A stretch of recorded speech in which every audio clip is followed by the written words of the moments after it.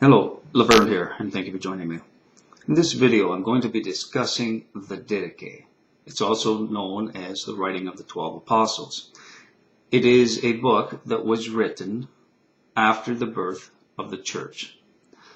And I'm going to explain in this video why it is I believe that it should be included and accepted as God's inspired word. And then in my next video, I'm going to be discussing some of the teachings that we see in it. And it may run into a third video, but for now I'm thinking that it's just going to be the two videos. Now, I've talked about the writings of Enoch and why I believe it is inspired by God. So I'm going to briefly explain and talk a little bit about the canon process and why I believe that it was a corrupt process and that what came out of it is a book that does not include all of God's word. While the books that are in it are inspired by God, it doesn't include all of God's word. And we are instructed to live by all of God's word, and that when we don't have all of it, Satan can easily influence us and trick us, deceive us into following false teachings, false doctrines, a false gospel, and a false Messiah. And that's what we see happening today. Now, in the case of the writings of Enoch, it was written in the Old Testament era. And I've explained in past videos that our Old Testament is based on what the Pharisees and Sadducees considered a canon. Our Old Testament is the same canon is what the Pharisees and Sadducees used. And this is touted in Christianity as being a positive. My argument, however, is that this is actually a negative, and it goes to show the corruption that was in the church at the time of the canon process. Because the Pharisees and Sadducees never existed prior to Babylon. They came into being sometime while the Jews were exiled in Babylon. And they were heavily influenced by paganism.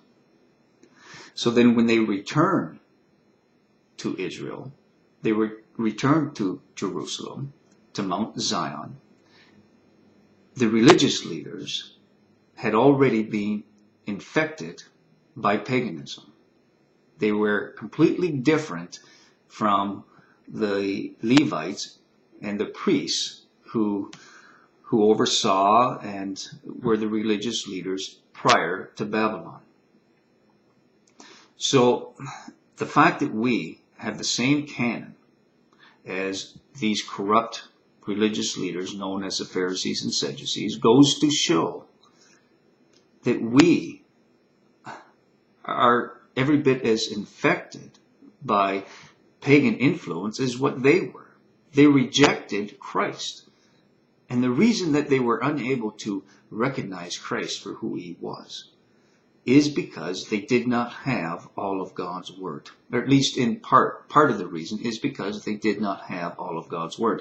And I showed in my series on the writings of Enoch that Jesus and the apostles considered Enoch inspired because they referred to his teachings so often.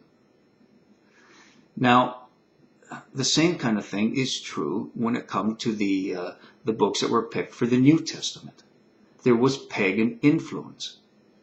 Constantine, the man who headed this process, the one who wanted to marry up Christianity with paganism, he had ulterior motives. He had political motives.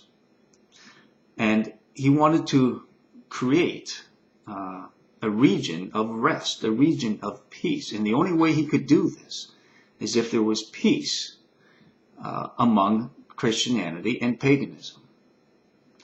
And so he brought the two sides together in a move to reconcile the two, that they could live with one another. And so he offered Christianity an out. He offered them a way out of their persecution, a way out of them being tortured and put to death for their beliefs. And the church leaders of the time eagerly accepted the proposition by Constantine, even though it meant having to make compromises and having to accept some pagan belief, or I shouldn't say beliefs, but they had to accept some parts of the pagan culture into Christianity. And this is what we see happening, or did happen, and we see it being celebrated today. Things such as the day that was picked to celebrate the birth of Christ. The day that was picked as the day to celebrate his birth had nothing to do with when he was actually born or the season that he was born in, but it had everything to do with the most holy day of the pagans and what they celebrated.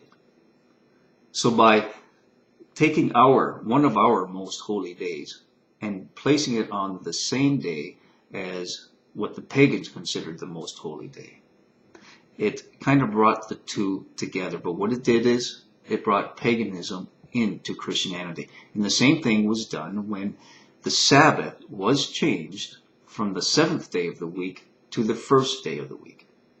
Now I put to you that the early Christians, and I'm talking about the ones who were around at the time of the apostles and the generation after that, there is no way they would have accepted changing the day of the Sabbath from the seventh day to the first.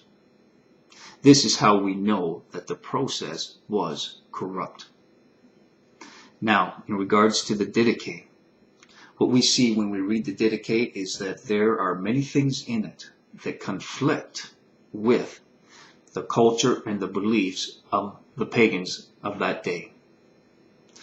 We see that there was Greek influence and Roman influence, things that the pagans practiced, that the Gentiles practiced in that day, that were simply unacceptable to Christians.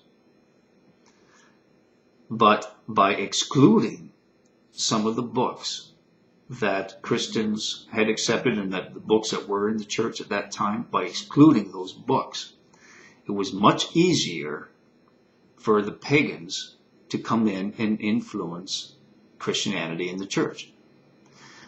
When certain books were rejected, it made it easier for pagans to welcome Christianity. And so we see these compromises being made in the canon process.